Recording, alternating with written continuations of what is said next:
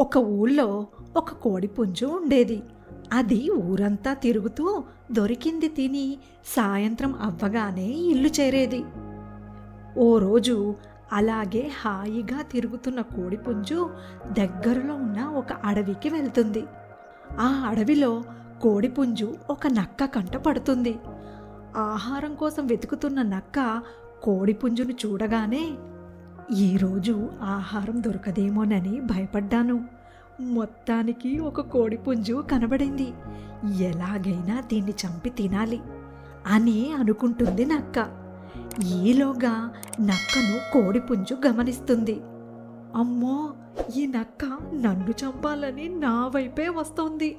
ఎలాగైనా దీనికి దొరకకుండా తప్పించుకోవాలి అని అనుకున్న కోడిపుంజు చటుక్కున ఎగిరి పక్కనే ఉన్న చెట్టు మీద కూర్చుంటుంది.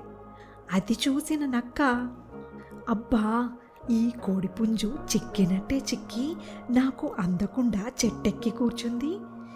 ఎలాగోలా దీనికి మాయమాటలు చెప్పి కిందకి వచ్చేలా చేస్తాను అని మనసులో అనుకుంటుంది నక్క. ఏంటిది మిత్రమా, నిన్ను కలవాలని ఎంతో ఆశగా వస్తే చెట్టెక్కి కూర్చున్నావు, కిందకి రా మిత్రమా అని అంటుంది నక్క. నేను కిందకి వస్తే నువ్వు నన్ను చంపి తింటావని నాకు తెలుసు. నేను నీ మాయమాటలు నమ్మను అని అంటుంది కోడిపుంజు.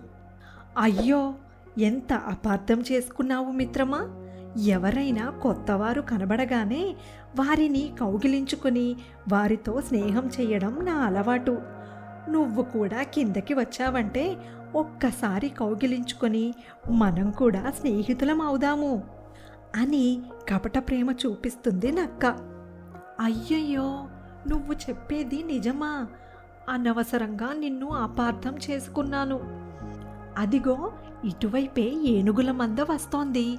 ముందు వెళ్ళి ఆ ఏనుగులను కౌగిలించుకొని స్నేహం చేసిరా, తరువాత మనం కూడా స్నేహం చేద్దాము అని అంతే తెలివిగా అంటుంది కోడిపుంజు.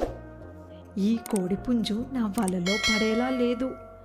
అనవసరంగా కోడిపుంజు కోసం చూస్తూ ఏనుగుల మందుకు చిక్కానంటే నా ప్రాణాలు పోవడం ఖాయం. నేనే ఇక్కడి నుండి పారిపోవడం ఉత్తమం అని నక్క అక్కడి నుండి పారిపోతుంది.